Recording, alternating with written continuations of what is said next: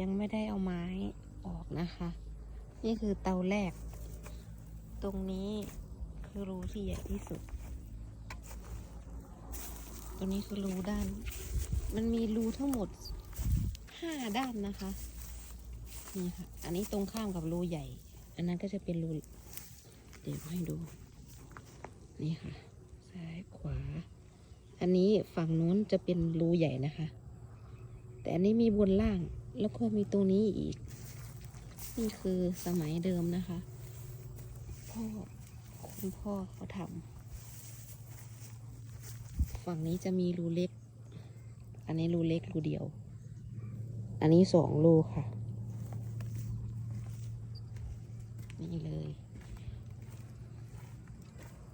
ใกล้แล้วแหละค่ะ